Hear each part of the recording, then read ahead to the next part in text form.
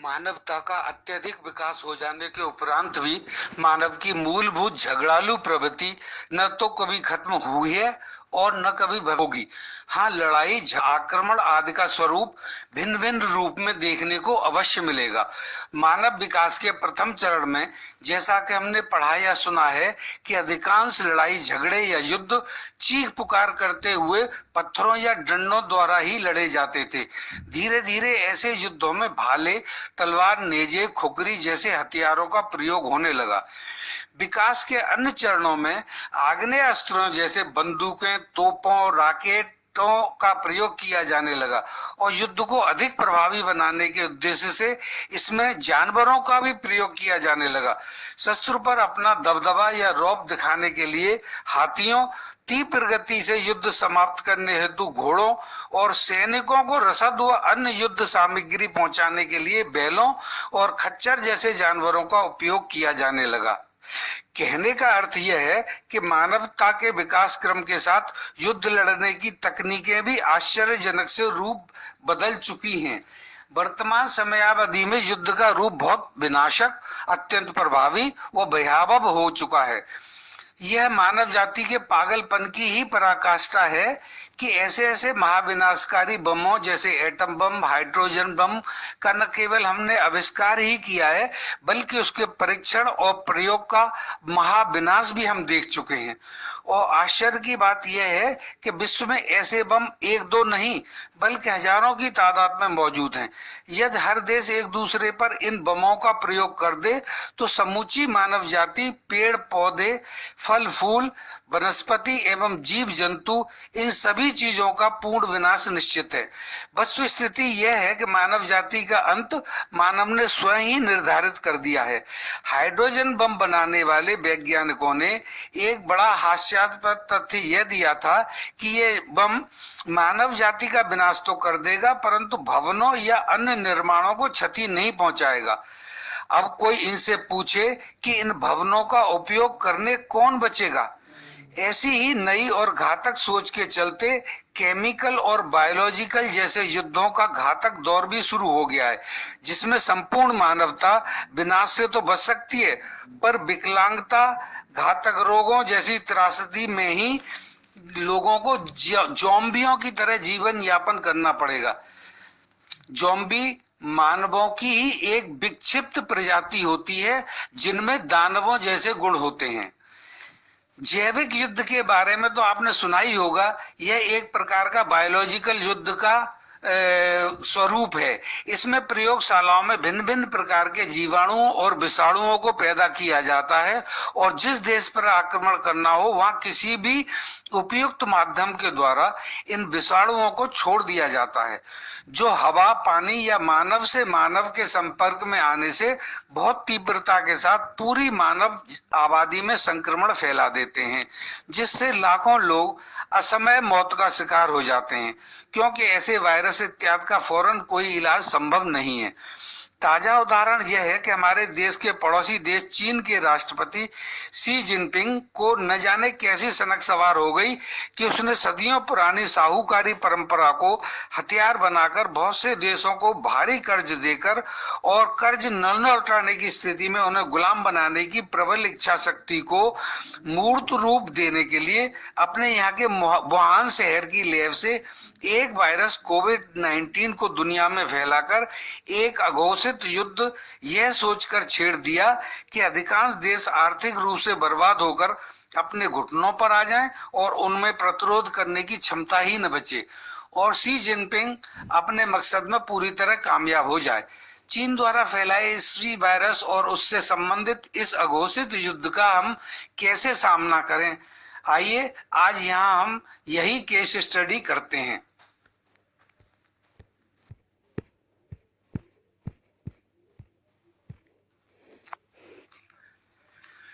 चीन के वुहान शहर से छोड़े गए वायरस कोविड-19 ने दुनिया के हर देश में ऐसी भयंकर तबाही मचाई है कि लाखों लोग काल का ग्रास बन चुके हैं। समस्त उपाय करने के बाद भी न तो मौतों का सिलसिला रुक रहा है और न वायरस का टीका बनाने के प्रयास में अब तक कोई सफलता प्राप्त हुई है।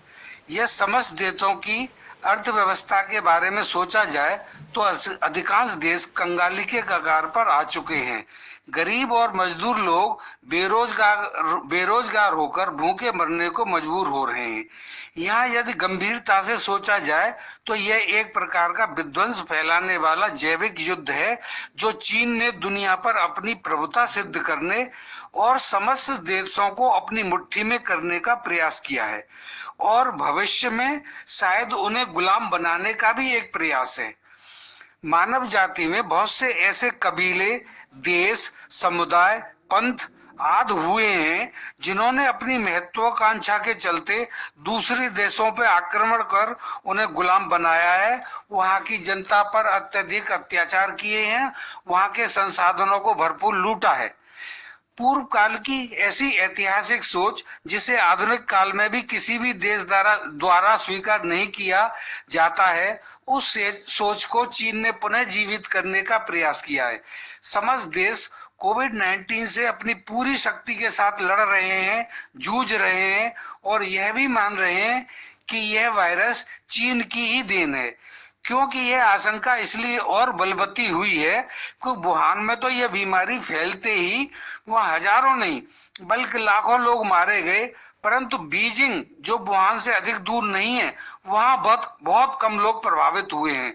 संघाई, ताइपाई, चेंगदू जैसे शहरों में भी प्रभावित लोगों की संख्या और मौतों के आंकड़े वुहान से बहुत कम है।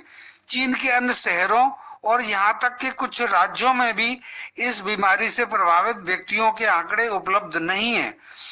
सिंजियांग के उइगरों को चीन नजरअंदाज भी कर दे तब भी तिब्बत, मंचूरिया, इनर मंगोलिया जैसे राज्यों से भी ऐसे कोई आंकड़े उपलब्ध नहीं है। जरा सोचिए कि वुहान की महामारी को विश्व की अन्य जगहों के मुकाबले चीन ने सबसे पहले काबू में कर लिया। इसका क्या अर्थ है? इसका अर्थ है कि कोविड-19 वायरस की उत्पत्ति चीन द्वारा ही इसलिए मानी जा सकती है कि उसके पास इसका पहले से ही इलाज मौजूद था। तभी तो विश्व में सबसे पहले वुहान में ही इस वायरस का प्रभाव समाप्त होते देखा गया है। अब मिलिट्री साइंस के विद्यार्थियों को यहाँ वस्तु स्थिति की गंभीरता का चिंतन कर उसकी भयावहता की समीक्षा करना अत्यंत आवश्यक है।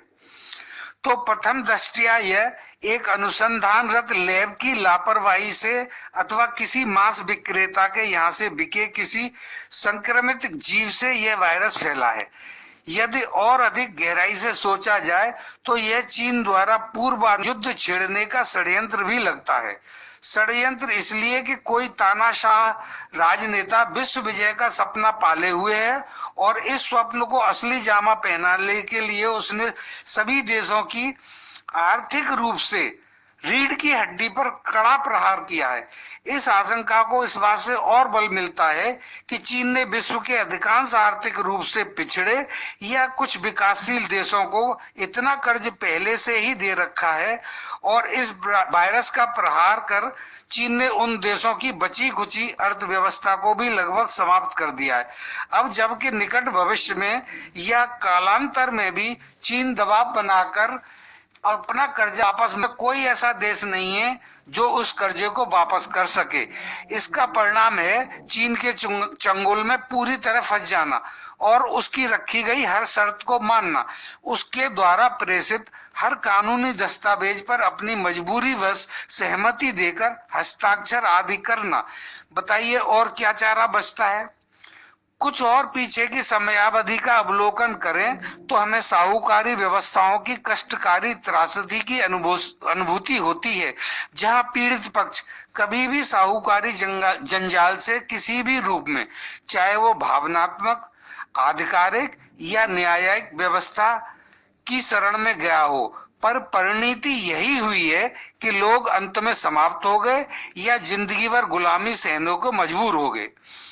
विश्व में ऐसा कोई उदाहरण नहीं मिलता जिसमें एक नहीं बल्कि अनेक देशों को गुलाम बनाने की प्रवृत्ति किसी एक राष्ट्र ने पाली हो और वह भी बहुत प्राचीन साहूकारी परंपरा का सहारा लेते हुए। चीन की इस विस्तारवादी नीति का यह प्रमुख आधार है। हाँ, यह अवश्य है कि कुछ देशों ने अपने अन्य देशों को कालांतर में गुलाम अवश्य बनाया है, और वह भी उन देशों की कमियों का फायदा उठाकर और वहां के संसाधनों को लूट जैसे उद्देश्य को ध्यान में रखकर घुसपैठ या आक्रमण किए हैं।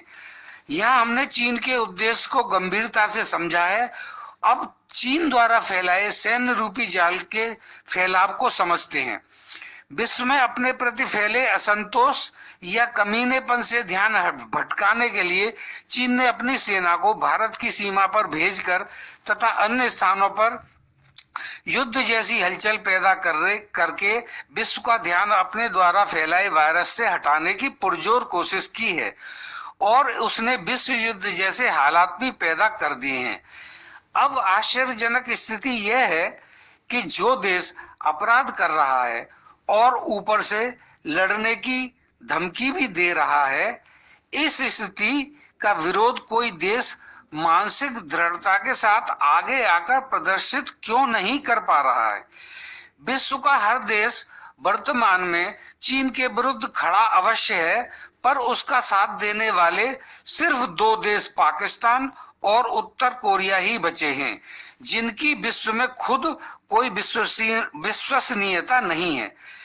विश्व के समस्त देश समझ में नहीं आ रहा कि ऐसा विचित्र आचरण क्यों कर रहे हैं कि उनके यहाँ के नागरिक किसी देश विशेष के षड्यंत्र के तहत मारे जा रहे हैं। तो क्या उस देश पर अर्थदंड नहीं लगाना चाहिए और पीड़ित परिवारों को हर्जाना नहीं देना चाहिए, बल्कि यह देश उल्टे विश्व युद्ध की भयावहता की कल्पना तो कर रहे हैं, परंतु सभी मिलकर चीन पर अर्थदंड तुरंत लगाने की कोशिश नहीं कर रहे हैं। हालांकि इस विषय में अमेरिका में चर्चा जरूर हुई, पर चीन अपने ऊपर लगे कोविड-19 से संबंधित आरोपों को नकारता है और सबूत मांगता है। वैधानिक रूप से सबूत इस प्रकार प्रस्तुत भी किए जा सकते हैं कि पहला तो यह कि प्लेस ऑफ अकरेंस, मौकाए वारदात चीन का वुहान शहर है। दूसरा कानूनी पेश कि ये वायरस फैलाने का उद्देश्य क्या था। चीन का उद्देश्य है कि उसकी विस्तारवाद की नीति को समस्त देशों की आर्थिक स्थिति को नष्ट कर उन्हें हमेशा कोविड-19 के प्रभाव में रखा जाए, अपना कर्ज मांगने का दबाव बनाया जाए और उन देशों पर कब्जा किया जाए। तीसरा उद्देश्य है विश्व में समस्त देशों का सिरमौर बनना। चौथा सबूत है वुहान की लैब के समस्त अधिकारियों को गायब कर देना और समस्त सबूतों को नष्ट कर देना, जो कि एक गलत मंशा के साथ किया गया आपराधिक कृत्य है। और अगला सबूत यह है कि सिर्फ वुहान में इस वायरस का असर हुआ है, चीन के दूसरे शहरों में क्यों नहीं हुआ।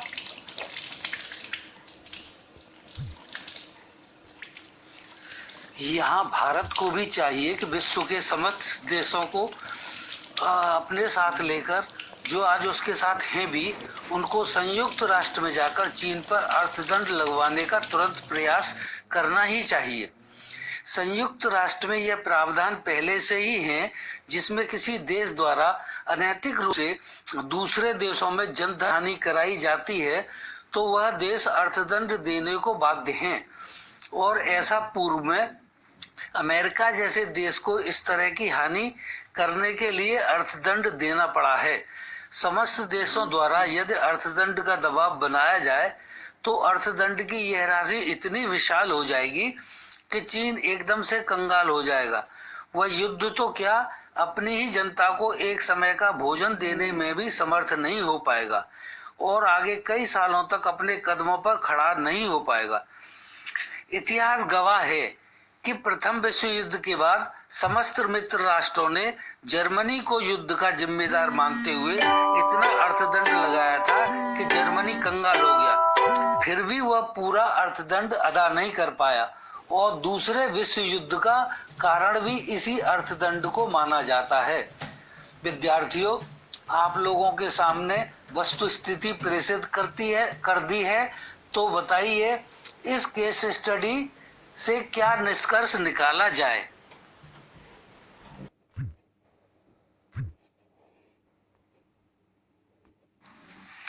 देखिए, आप लोगों द्वारा निकाले निष्कर्ष मेरे पास आ चुके हैं। अधिकांश छात्र संयुक्त राष्ट्र की धारा 33 से 35 के तहत चीन पर समस्त देशों द्वारा अपने नागरिकों के जानमाल व आर्थिक क्षतिपूर्ति के लिए दबाव बना, न कि किसी भयंकर युद्ध स्थिति का सामना किया जाए। गुड। समस्त देशों की एकजुटता और संयुक्त राष्ट्र के दबाव के कारण चीन को यह धनराशि देनी ही पड़ेगी। परिणाम स्वरूप चीन कंगाल होकर युद्ध की स्थिति में भी नहीं रह पाएगा। चीनी नागरिकों में भुखमरी और वेतन न देने की स्थिति में सैनिकों में विद्रोह हो जाएगा। ठीक है, अंततः चीन अपने मकसद में कामयाब नहीं हो पाएगा और विश्व एक भयंकर युद्ध स्थिति देखने से बच जाएगा। देखिए, यहाँ बैठे आदित्य ने इस केस स्टडी को बड़े गंभीरता के साथ लिया है और एक ऐसी आशंका व्यक्त की है जो शायद हम में से किसी ने नहीं सोचा होगा। आदित्य की आशंका यह है कि चीन ने दूसरा कोई भयंकर वायरस इस बीच छोड़ दिया तो दुनिया का क्या हाल होगा। Aditya, very good. मैं आपको दिल से साधुवाद देता हूँ और आपके अगले सुझाव का भी भरपूर समर्थन करता हूँ कि चीन को इतना अवसर न देकर आर्थिक प्रतिबंधों की प्रक्रिया तुरंत प्रारंभ कर देनी चाहिए। कहीं ऐसा न हो कि कोई कुछ करने लायक ही न बचे।